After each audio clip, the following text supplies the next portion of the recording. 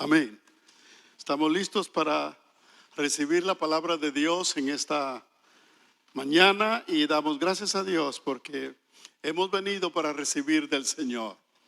Ya la presencia de Dios está aquí y nosotros estamos con un corazón expectativo de lo que Dios quiere decirnos el día de hoy. Así es que abra su Biblia en el libro de 2 Corintios. 2 Corintios capítulo 4, versículo 7.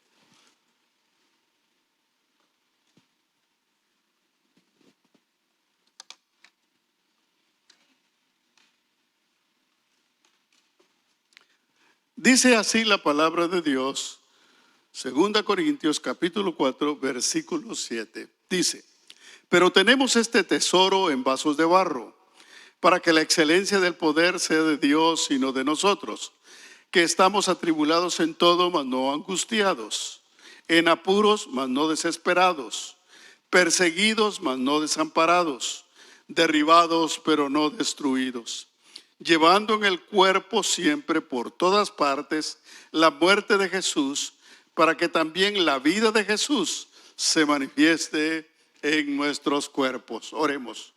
Señor, te damos gracias en esta mañana, porque tú eres, Padre Santo, nuestro refugio, nuestra esperanza en cualquier momento, en cualquier circunstancia de la vida. Nuestra vida está en tus manos, Señor. En ti confiamos y en ti esperamos. Háblanos en esta hora para que sepamos, Señor, que tú estás con nosotros. Confirma tu palabra en nuestros corazones y que tu Espíritu, Señor, nos ministre conforme nuestra necesidad, para que seamos llevados, Señor, al cumplimiento de tus propósitos en nuestras vidas. Aquí estamos, Señor, esperando recibir de ti en el nombre de Jesús. Amén. Estaremos meditando sobre el tema derribados, pero no destruidos. Derribados, pero no destruidos. Este pasaje es muy importante por cuanto que en el mismo el apóstol Pablo nos presenta la realidad de la vida cristiana ante los desafíos de la vida. La realidad es que nosotros no somos diferentes a los que no conocen a Dios. Pasamos por los mismos problemas, pasamos por las mismas situaciones, pero lo que hace el apóstol Pablo es explicarnos que a pesar de que pasamos por las mismas circunstancias, la diferencia está en que no estamos solos. Dios está con nosotros y se manifiesta para que todo lo que nos suceda no deje efectos negativos en nuestra vida, sino que seamos preservados para conservar nuestra vida para la gloria de Dios. Todo problema, como una tormenta, como un huracán, como un problema personal en la vida, deja efectos. Y los efectos son los que hacen que la persona quede mal, quede bien o quede estancado, derribado en la vida. Los efectos. Pero Pablo nos habla de que a pesar de que sufrimos los mismos problemas y las mismas circunstancias, Dios, a través de su poder, trabaja en nosotros para defendernos, para cuidarnos y para que no queden efectos negativos.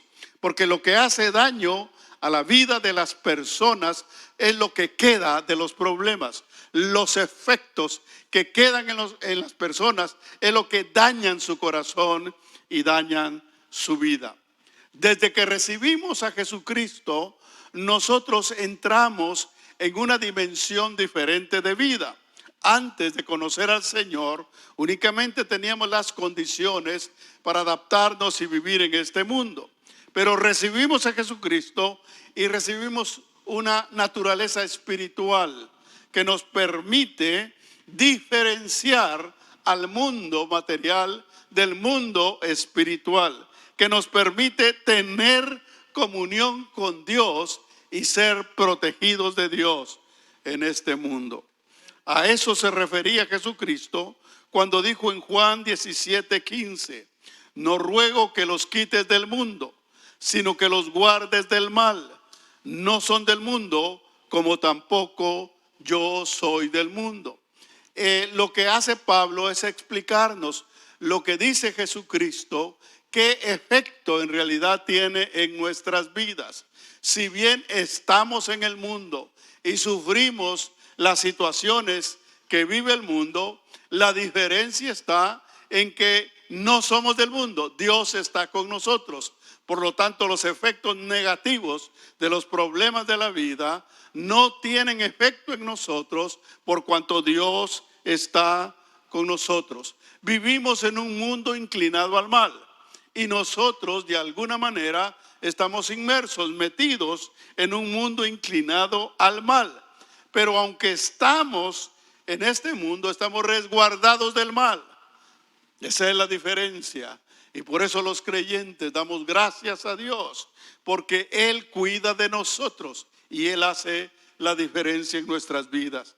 Juan 16:33 dice, estas cosas os he hablado, para que en mí tengáis paz. En el mundo tendréis aflicción, pero confiad, yo he vencido al mundo. El mundo no nos da paz.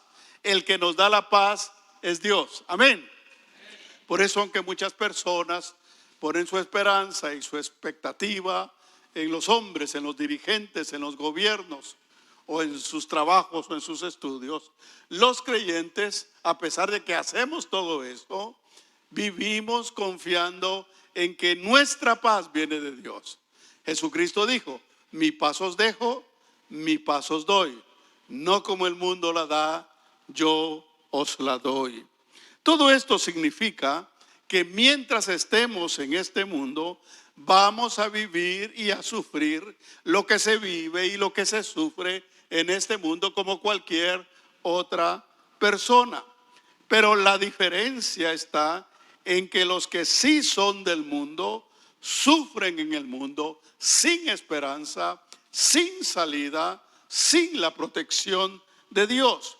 Mientras los creyentes quedamos a la expectativa de la defensa y de la protección de Dios en nuestras vidas. Somos preservados y somos levantados de cualquier situación porque somos un pueblo de esperanza.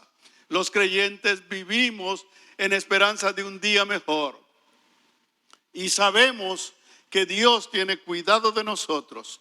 Somos pueblo que vive bajo las promesas de Dios y que las promesas de Dios se hacen realidad en nuestra vida. A eso se refiere el apóstol Pablo en este pasaje, a señalar las circunstancias, cómo nos afectan las circunstancias de la vida. Sin embargo, en su propia experiencia de fe, en su propia experiencia como persona, Pablo nos muestra que aunque ha sufrido, no ha sido abandonado, no ha quedado solo, no ha quedado desamparado, porque Dios ha estado con él todo el tiempo. Veamos lo que dice el apóstol Pablo por partes y vamos a darnos cuenta que la protección de Dios es extraordinaria. Dice en primer lugar, atribulados en todo, mas no angustiados. Atribulados en todo, mas no angustiados. Tribulación es un estado que se produce por la serie de problemas y situaciones que tenemos que atravesar en la vida, que no nos da paz, nos trae tribulación, nos trae problemas de alguna manera que no nos permiten vivir con tranquilidad. Pero la diferencia es que no entramos en angustia. La angustia es un estado de desesperación. Cuando una persona tiene un problema y el problema se agranda y no hay salida, no hay solución. Y esa situación lo lleva a la desesperación a la persona. Una desesperación que lo puede conducir a cometer errores, a hacer más grande el problema o a quedar atrapado en el mismo. Entonces, podemos ser atribulados. Todos tenemos problemas. Todos pasamos por situaciones difíciles, mas no angustiados. Atribulados, mas no angustiados. La vida no es fácil. La vida es dura y es trabajosa. Lo que se logra con mucho esfuerzo y con mucha dificultad. Pero la angustia es un estado de aflicción que hace que la persona no funcione de una manera correcta, de una manera sobria, sino que la aflicción lo lleva al estado de desesperación, a través del cual la persona entra en agonía al no ver solución a sus problemas. La tribulación puede venir por diferentes causas: una deuda, una escasez económica, problemas de trabajo, problemas de enfermedad, problemas familiares, problemas legales. Todos pasamos por eso. Aún los cristianos, nosotros quisiéramos que al aceptar a Cristo Dios nos metiera en una burbuja para ser libres de todos los problemas. Pero no, los cristianos también pasamos por problemas. Los cristianos a veces tenemos también que ir a los juzgados a presentar, a resolver problemas de carácter legal. Los cristianos también tenemos problemas económicos, enfermedades y situaciones. Pero ninguna de esas cosas nos lleva a la angustia. La angustia es un estado donde la persona queda a la deriva, sin solución y sin esperanza. La Biblia habla mucho de la angustia en la palabra de Dios. Y la angustia es equivalente a lo que el día de hoy se conoce como depresión. La depresión es un estado en el que caen muchas personas porque no le encuentran solución a sus problemas. Se calcula que el 40% de la población en Estados Unidos ha entrado por lo menos alguna vez en depresión. La depresión es un estado serio que inutiliza a la persona porque ya no le encuentra sabor ni gusto a la vida, porque no le encuentra solución a sus problemas. Pero también la tribulación, o sea, el estado de aflicción por la serie de problemas, puede venir por nuestros propios errores, por nuestras propias debilidades. ¿Quién de nosotros puede decir que no tiene debilidades, que no comete errores, que no se ha equivocado? Todos nos equivocamos, todos cometemos errores y muchas veces los problemas que tenemos son producto de nuestros propios errores, de nuestras propias equivocaciones. Y eso nos hace también afligirnos, estar en problemas y en situaciones que nosotros mismos hemos causado por falta de sabiduría, por desobediencia. Pero lo que es cierto es que aunque entremos en problemas propios de nuestra debilidad, no caeremos en angustia porque Dios está con nosotros, y eso es lo que hace la diferencia. La tribulación es el efecto lógico de los problemas, pero la angustia es preocuparse demasiado en esos problemas al no encontrarles salida, a no encontrarles solución. Y esa es la realidad en la que vive muchas personas. David, el salmista, dice en Salmos 34:6: este pobre clamó y le oyó Jehová y lo libró de todas sus angustias. Quiere decir, estamos hablando de David. Él era un rey, era un gobernante. Y si alguien tiene problemas, son los gobernantes. Incluso han habido situaciones donde los gobernantes han entrado en desesperación. Yo me acuerdo, hubo un presidente en mi país que tenía tantos problemas y entró en desesperación. Cuando uno entra en desesperación, toma decisiones equivocadas, toma decisiones desesperadas, toma decisiones arrebatadas que en lugar de resolver el problema lo hacen más grande. Y este presidente, donde se vio en un montón de problemas, quiso resolverlos de una manera desesperada, y lo primero que hizo fue disolver el Congreso de la República y empezar a querer tomar acciones arrebatadas.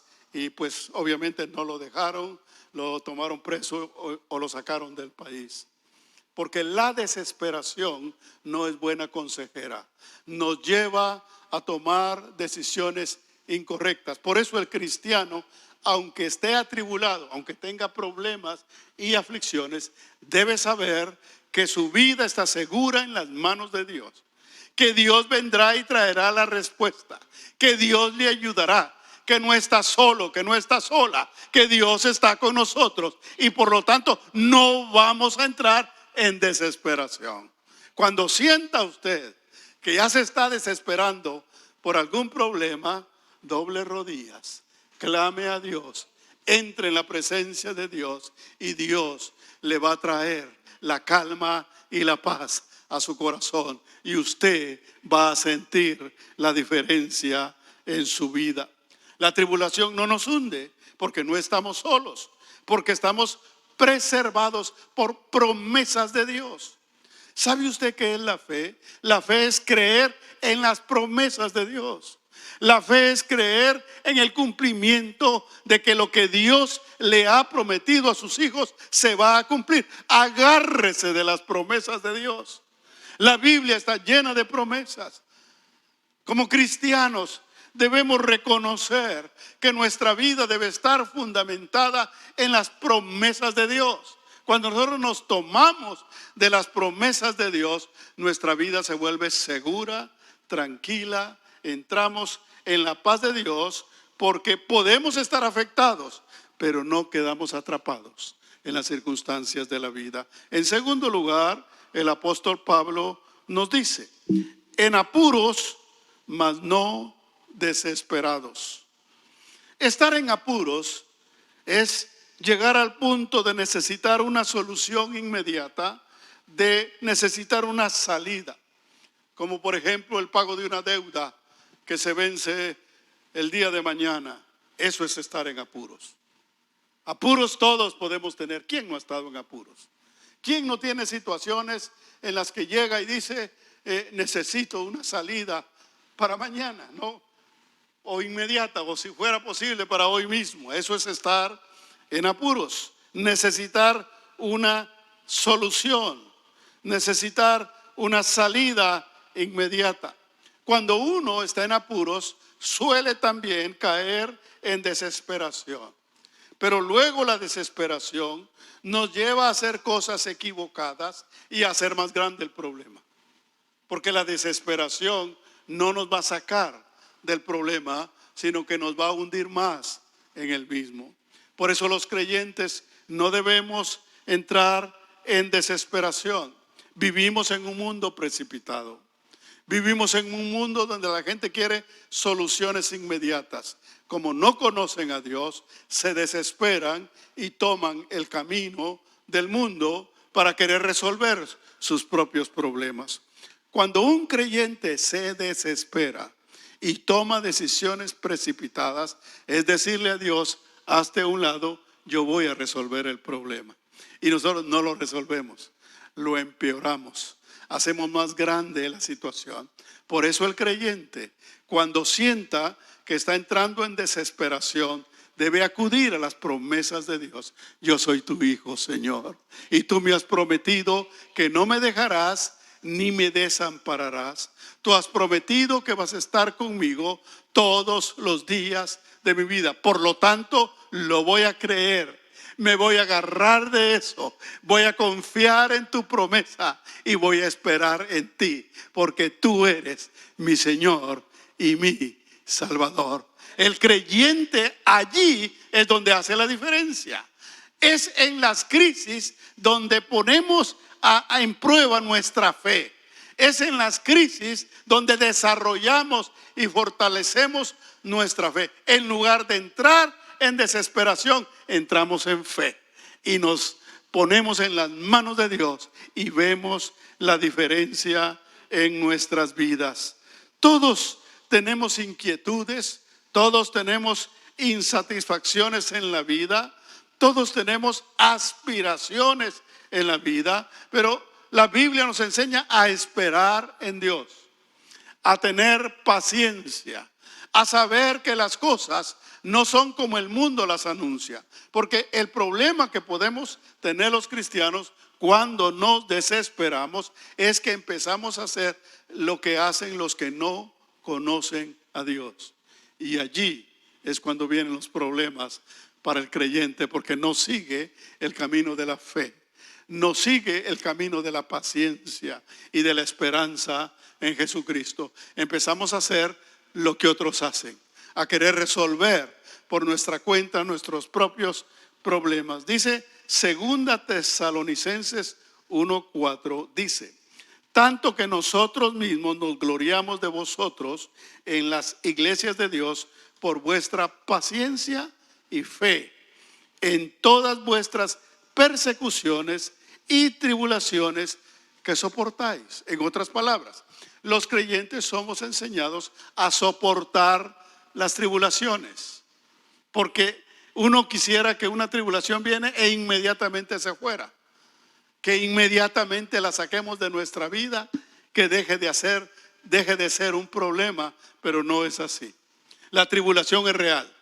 El problema viene y allí es donde nosotros debemos ejercer nuestra fe y comportarnos como hijos de Dios, sabiendo que hay promesa. Escuche, hermano, hay promesa de Dios para nuestras vidas. Es allí donde se ve al creyente madurar a través de los problemas y a través del ejercicio de su fe.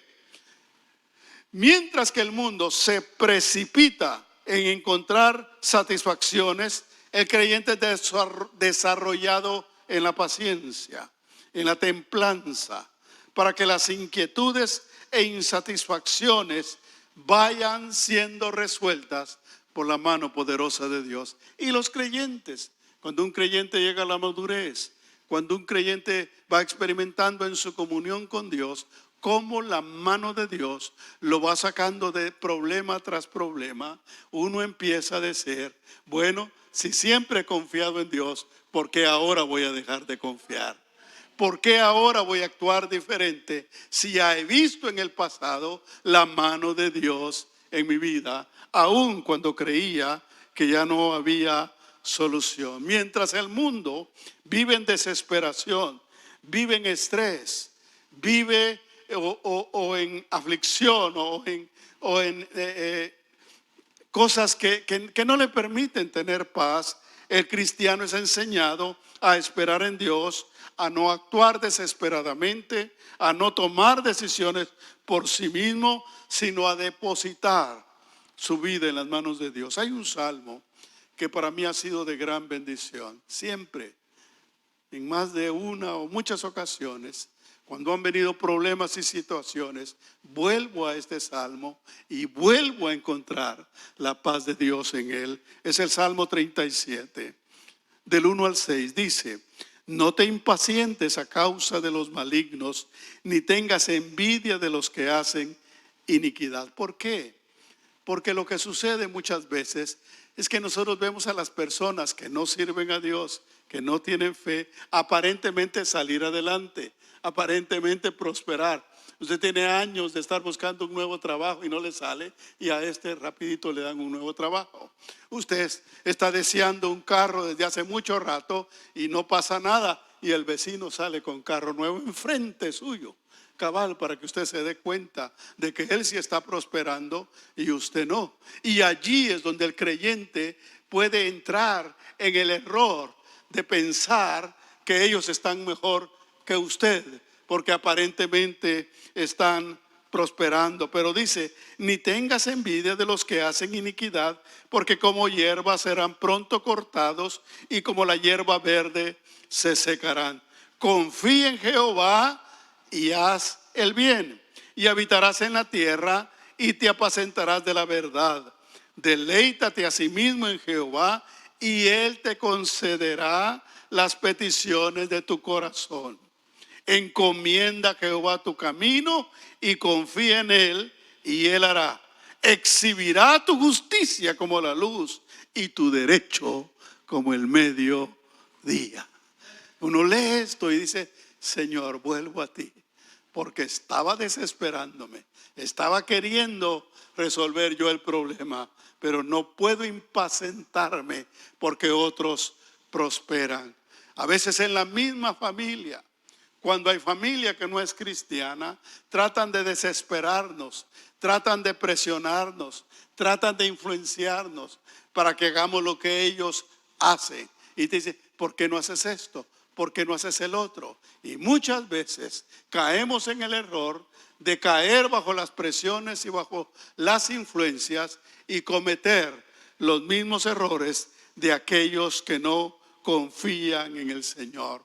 Nosotros como creyentes debemos saber que los que no confían en el Señor, ellos mismos hacen los problemas más grandes porque se desesperan.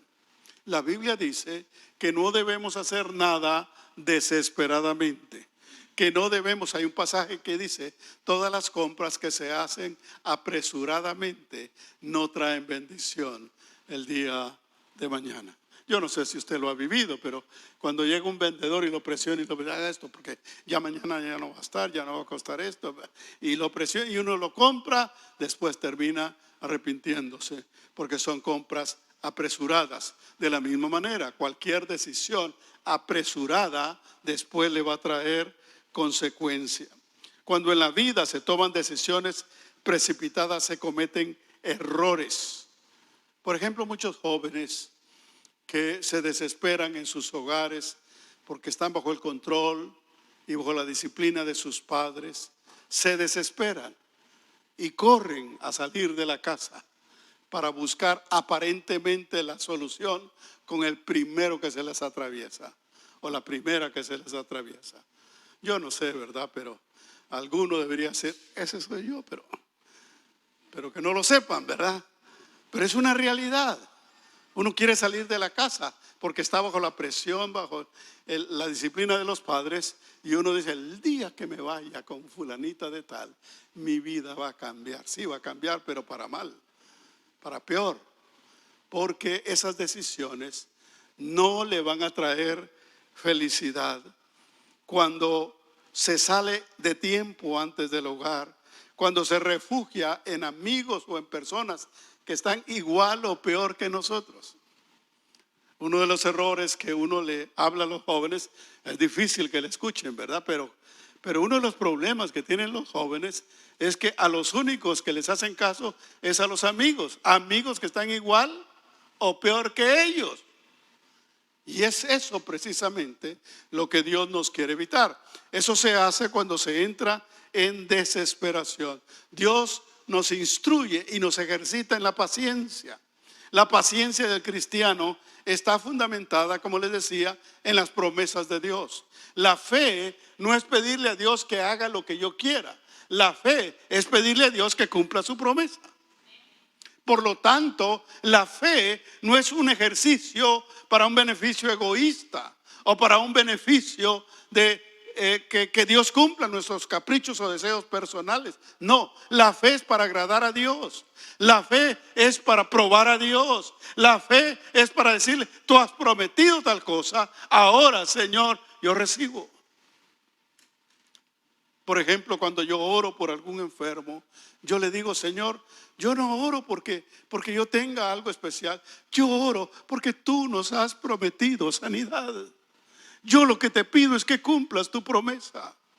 Que cumplas tu promesa porque tú eres fiel, tú eres Dios. Yo he visto la mano de Dios.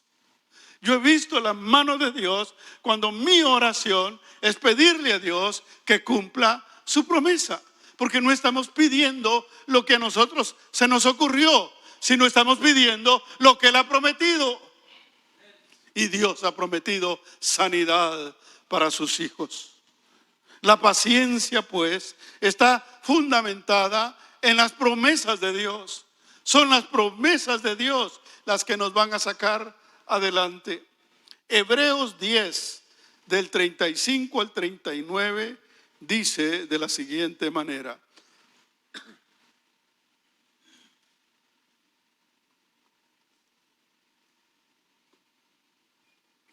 No perdáis, pues, vuestra confianza, que tiene grande galardón, porque os es necesaria la paciencia para que, habiendo hecho la voluntad de Dios, obtengáis la promesa. Porque aún un poquito y el que ha de venir vendrá y no tardará. Déjeme decirle algo.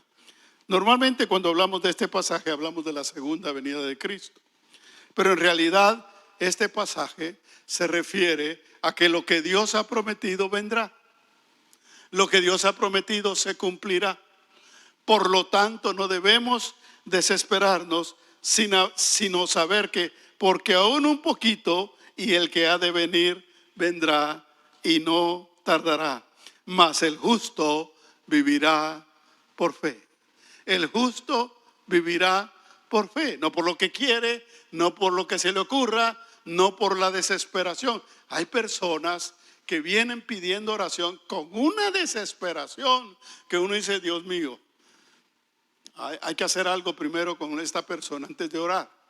Hay que calmarla, espérese. Como les decía yo hace algún tiempo, les decía que no debemos de venir delante de Dios con exigencias, ni con precipitaciones, ni con desesperaciones, porque Él está en el cielo y nosotros en la tierra. Él es Dios y nosotros hombres o mujeres. Primero tenemos que reconocer a Dios. Primero tenemos que reconocer quién es Dios y entonces pedirle, pero ya no con desesperación, sino con convicción, con fe, con seguridad. Mire lo que dice. Porque es necesaria la paciencia para que, habiendo hecho la voluntad de Dios, obtengáis la promesa. Porque aún un poquito y el que ha de venir vendrá y no tardará, mas el justo vivirá por fe. Y si retrocediere, no agradará a mi alma. Pero nosotros no somos de los que retroceden para perdición, sino de los que tienen fe para preservación del alma. Retroceder, escuche bien hermano, retroceder es hacer lo que antes hacía que no siendo cristiano. Eso es retroceder. Hacer lo que antes hacía no siendo cristiano. Y esa es una de las cosas donde nos ataca el enemigo. ¿Por qué te estás desesperando si ahí está la salida? Si ya lo has hecho otras veces. ¿Por qué no haces eso? Lo que el diablo quiere es que perdamos la fe, que no ejercitemos la fe y que volvamos a hacer lo que antes hacíamos. Pero nosotros, dice la Biblia, no somos de los que volvemos atrás, sino que ahora estamos en un nuevo orden de fe, donde vivimos para ver el cumplimiento de las promesas de Dios en nuestra vida. En tercer lugar, el apóstol Pablo nos dice, perseguidos, mas no desamparados. Perseguidos. No hay peor cosa que sentirse perseguido y no tener ayuda, ver para diestra y siniestra y sentirse solo con la persecución atrás de nosotros. Quizá no sea una persecución literal. Yo no sé si algún día te han perseguido en algún carro que van y te siguen, o personalmente en la noche alguien te ha ido siguiendo por detrás. Eso es horrible. Pero en realidad muchas veces la persecución está en la mente. La persecución está en el corazón. Te sientes perseguido, te sientes acosado, te sientes acusado, te sientes que te están señalando, te sientes que te quieren hacer sentir mal. Están persiguiéndote. Pero la Biblia dice que podemos estar perseguidos. Muchas veces la persecución es real, mas no desamparados. No te dejaré ni te desampararé. Contigo estaré yo en la angustia, dice el Señor. Los cristianos somos perseguidos de diversas maneras. Somos perseguidos por nuestra fe. ¿Cuántas personas nos acusan de que lo que estamos haciendo es que tú lo haces porque te obligan? Es que tú lo haces porque te reprimen. Es que tú lo haces porque te quita el pastor, te quita tu dinero. A muchos les dicen así, literalmente, los quieren hacer sentir mal. Es una manera de persecución. Muchas veces nuestra propia familia nos está señalando y nos está acusando permanentemente. Ese es un tipo de persecución que nos lleva también a la desesperación. Pero no estamos solos. Recuerde que lo que usted hace, lo hace porque es hijo de Dios, porque ha entrado en un nuevo orden y en obediencia a Dios, usted vive de una manera diferente que no le gusta al mundo. El mundo no le gusta cómo vivimos nosotros, porque nuestra manera de vivir les acusa a ellos su mala manera de vivir. El mundo se siente mal, una persona que se porta mal se siente mal ante una persona que se porta bien. Es lógico. Y por eso no nos quieren. Y por eso nos acusan, buscando la manera de hallarnos nuestros errores. Y no que son cristianos, pues. Entonces, ¿para qué vas a la iglesia? Entonces, ¿para qué das tus diezmos? Si miran los problemas de deudas que tienes o la falta de dinero que tienes. Y nos viven acusando y señalando por nuestra conducta, por nuestra manera de vivir. Somos perseguidos, pero tenemos la firmeza de que lo que hacemos, lo hacemos en obediencia a Dios. Mire, hermano, cuando usted se sienta persecución o sienta algo, bueno, párese y diga, pero si yo lo que hago, lo hago porque quiero obedecer a Dios. Y si yo estoy en obediencia a Dios, estoy bien. Por lo tanto, te reprendo, Satanás, deja de acusarme, porque yo soy hijo de Dios. Usted tiene autoridad para rechazar cualquier tipo de persecución en su vida. Somos perseguidos por los que se complacen en el pecado para hacernos caer a nosotros también. Yo me acuerdo cuando era joven o cuando trabajaba o cuando estaba en la universidad, los otros estaban tras de mí. Vente, vamos aquí. Vente, vamos allá. Nosotros pagamos, nosotros te invitamos. Mire, el pecado es gratis. Lo meten al pecado de una manera tremenda porque ellos ya están allí. Y el que está en pecado quiere que los otros caigan. Y esa es una de las tremendas dificultades para la juventud del día de hoy. Porque los jóvenes hacen cosas malas, pero no las quieren hacer solos. No se quieren sentir mal solos. Quieren traerse a otros para tener con quien compartir el pecado y con quien sentirse justificado. Y mejor si se traen consigo a un cristiano. Es una cosa delicada. Por eso los cristianos debemos tener claridad y firmeza en nuestra conducta. No nos comportamos así porque nos obliguen.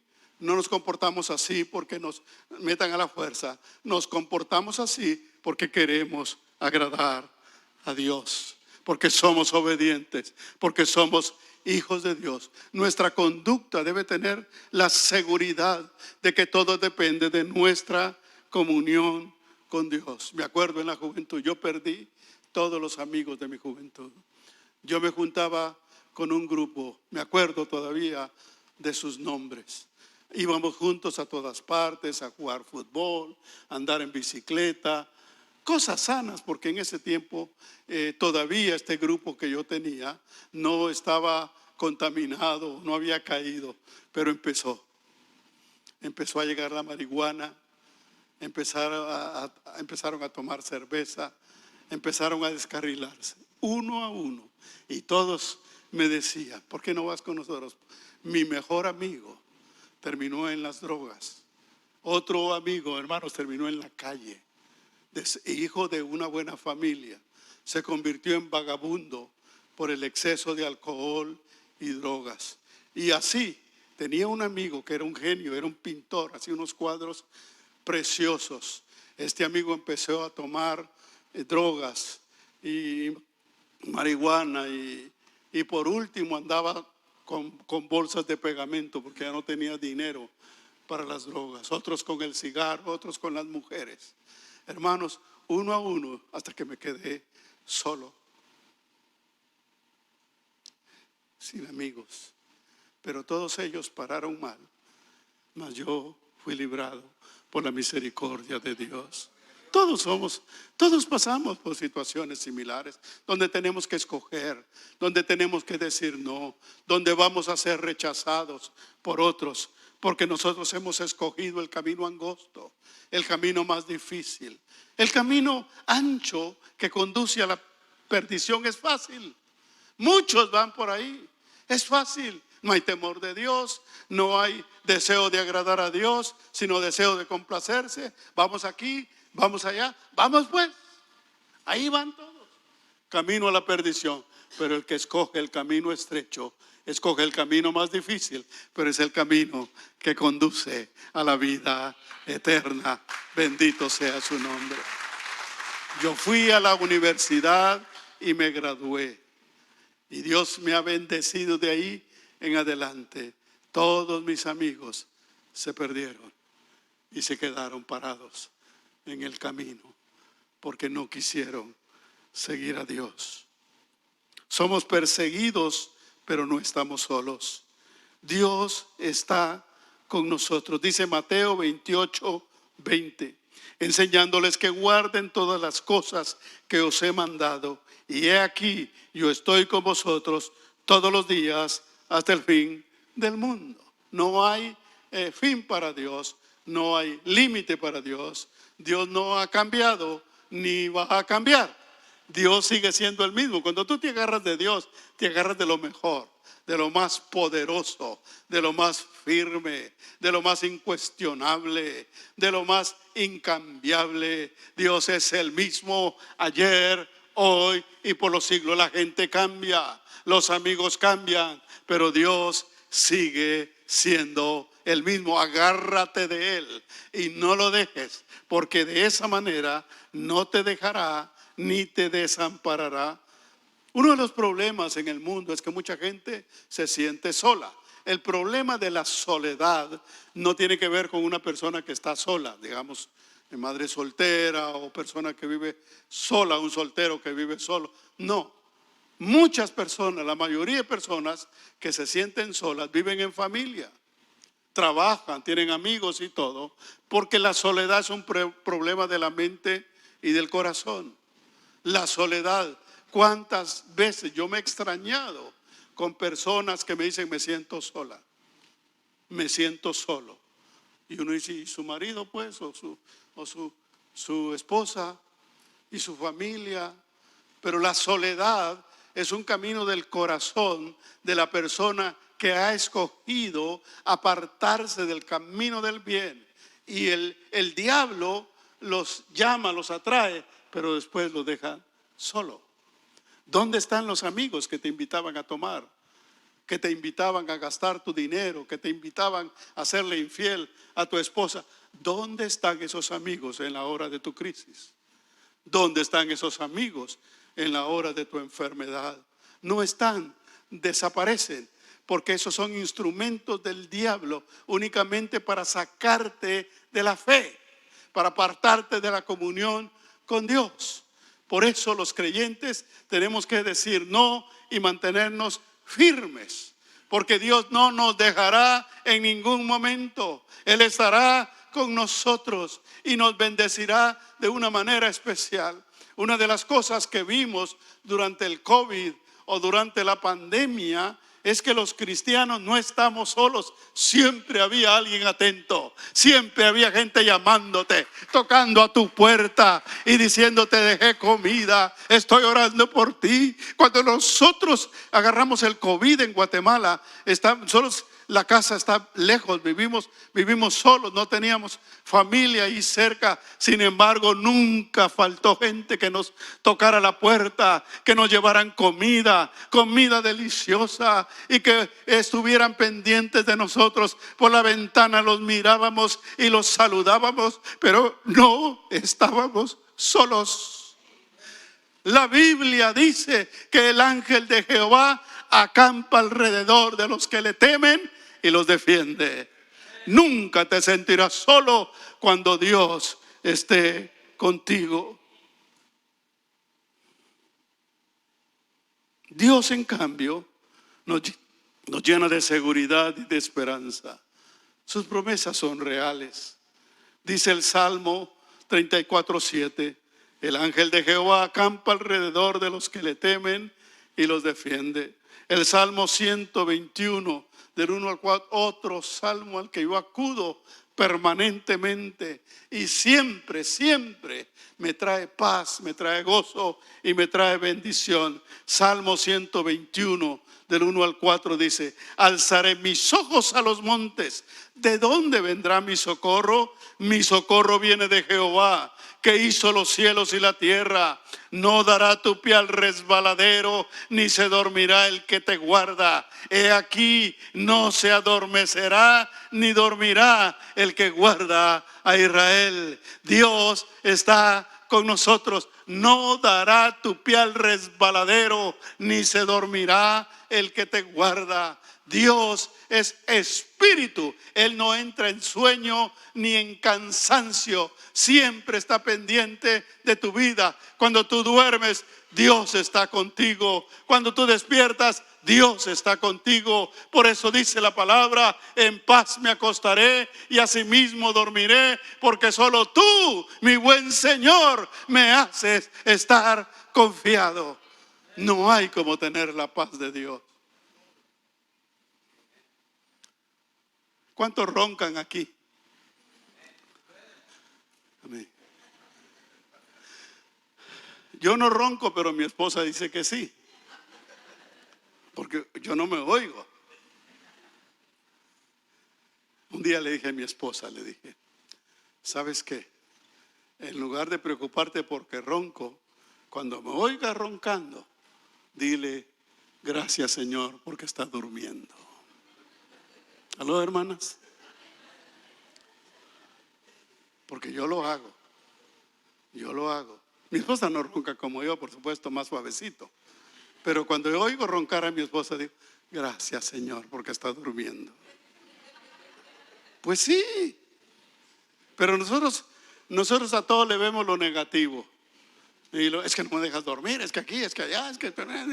Y lo mandan a uno al examen ese de... ¿Cómo se llama? De amnesia. No, no es amnesia. Esos que le ponen una tremenda máquina a uno. No, yo no quiero máquina, déjame roncar.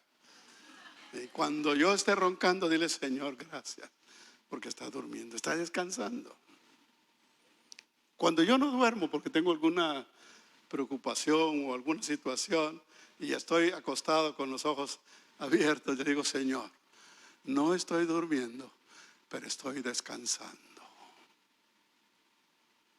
Agárreselo positivamente y dígale: gracias, Señor, porque puedo descansar.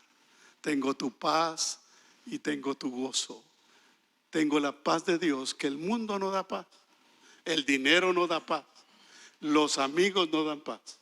El único que da la paz es Dios. Por lo tanto, lo más importante es la comunión con Dios. Por último, Pablo dice: derribados, pero no destruidos. Este es el clímax de las dificultades que un cristiano puede pasar en la vida. Derribado quiere decir caer. Derribado quiere decir que ha sido golpeado y tirado al suelo.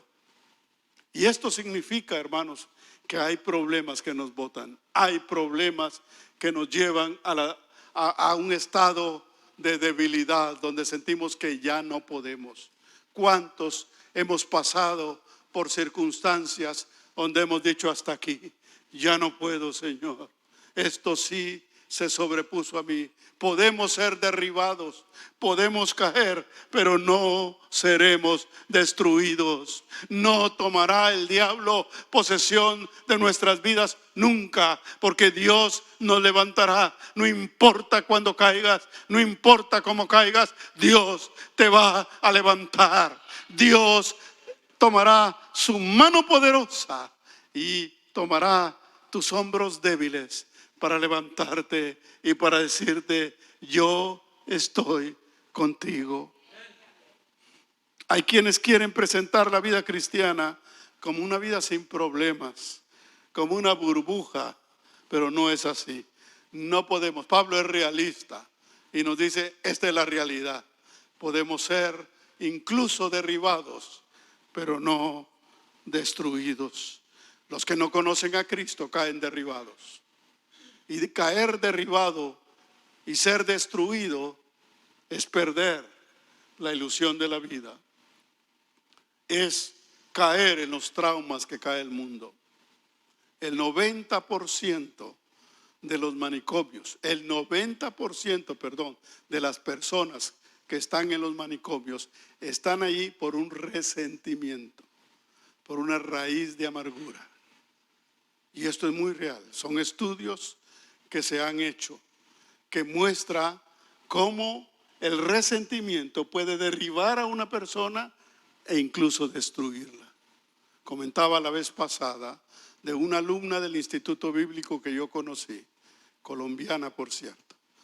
Esta mujer joven, soltera, hizo un préstamo, una cantidad fuerte en dólares, y la persona nunca le pagó. Y entró en una amargura, entró en un enojo, entró en una desesperación. Y un día, estando yo en mi casa, recibí una llamada. Y yo reconocí quién era porque había sido mi alumna. Me dijo: necesito hablar con usted, pero así en un tono desesperado y medio descontrolado. Deme la dirección y yo voy a llegar. Y me dio la dirección, era por allá por Los Ángeles, más allá. Y resulta que era un manicomio. Ahí me citó y me habló, pero ya no era la misma. Ya su mente estaba desquiciada. Ya hablaba de cosas. Yo sabía de la deuda porque siendo alumna, ella me comentó la deuda. Y entonces yo entendí que esa situación la llevó a la desesperación hasta perder su mente. Eso es ser derribado y destruido. Muchos guardan resentimiento en su corazón y no viven en paz.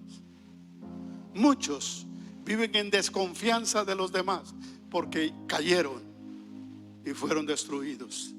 Muchas vidas están estancadas porque no tuvieron la fe y el ánimo de reconocer su necesidad de Dios. Esa es la destrucción del mundo y de las personas, está en no reconocer que necesitan a Dios en sus vidas. El cristiano sufre enojos y aún amarguras, pero se levanta en el nombre de Jesús. Yo quiero darle un consejo en esta mañana. Cuando alguien lo ofenda, cuando alguien le haga daño, venga usted e inmediatamente encienda la maquinita del perdón. Encienda la maquinita del perdón y diga: lo tengo que perdonar, la tengo que perdonar, no importa lo que me dice, lo tengo que perdonar, porque si no, esto sí me puede derribar y destruir. Perdone, perdone, porque usted y yo somos producto del perdón de Dios. Usted y yo hemos sido perdonados. Y cuando un creyente no perdona, puede su vida ser destruida, como esta jovencita. Salmo 55, 22 dice: echa sobre Jehová tu carga y Él te sustentará. No dejará para siempre caído al justo. Y tú eres justo. No eres perfecto, pero eres justo, porque te has puesto en las manos de Dios para que Él enderece tu vida. No te dejará ni te desamparará. Perdona al que te ha ofendido. No tardes. Enciende inmediatamente la maquinita del perdón. No permitas que un enojo, que una ofensa destruya tu vida. Las cárceles, los hospitales y aún los cementerios están llenos de gente que fue derribada y destruida. Derribada y destruida. Pero nosotros, dice el apóstol Pablo, podemos ser derribados, pero no destruidos. Bendito sea su nombre.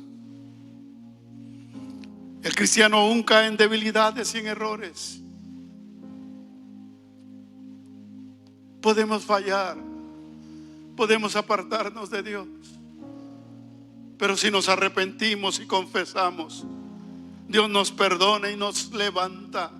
No importa cuánto hayamos caído, porque el mundo está lleno de personas caídas, derribadas y muchas destruidas.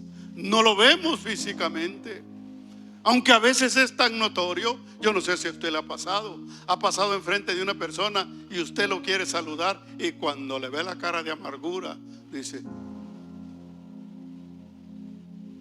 Otro consejo: cambie la cara de amargura, porque usted es hijo de Dios, hija de Dios. Muestre una cara de satisfacción y de agradecimiento a Dios, Porque déjeme decirle una cosa, algunos creyentes tienen unas caras que el mundo dice: para andar con la amargura que anda mejor me quedo como estoy. ¿Aló? Y se dice: por mí lo dice. Sí, por usted lo digo. Amén. Amén. Si hay que aplaudirle a Dios, apláudale bien. Gloria a Dios. Aún los cristianos también podemos ser derribados por tentaciones. Podemos caer en pecado como cayó David, pero podemos ser levantados si nos arrepentimos y le pedimos perdón a Dios. Dios es un Dios misericordioso. Juan 10:27 dice: mis ovejas oyen mi voz y yo las conozco y me siguen, y yo les doy vida eterna y no perecerán jamás, ni nadie las arrebatará de mi mano. Dios está contigo, no te dejará aunque el mundo se levante contra ti. Dice la palabra, por último, el apóstol Pablo dice que llevamos siempre por todas partes la muerte de Jesús. Quiere decir que los cristianos estamos en el camino de Jesucristo, porque Él no fue aceptado, Él fue rechazado. Nosotros también somos rechazados en este mundo, pero Cristo se levantó y los que le rechazaron quedaron, y Cristo fue lleno de gloria y de victoria. De la misma manera como me pasó con mis amigos que me abandonaron porque yo no hacía lo que ellos hacían, ellos quedaron mal, mientras a mí me levantó el Señor. Podemos sufrir, pero no quedamos hundidos en el sufrimiento, porque así como Él fue levantado de los muertos, nosotros somos levantados de cualquier circunstancia. Lo hemos visto y lo hemos vivido. Por eso dijo el apóstol Pablo en Gálatas 2:20: con Cristo estoy juntamente crucificado, y ya no vivo yo, mas Cristo vive en mí. Y lo que ahora vivo en la carne, o sea, lo que ahora vivo o sufro, lo vivo en la fe del Hijo de Dios, el cual me amó y se entregó a sí mismo por mí. Bendito sea Dios. Póngase de pie.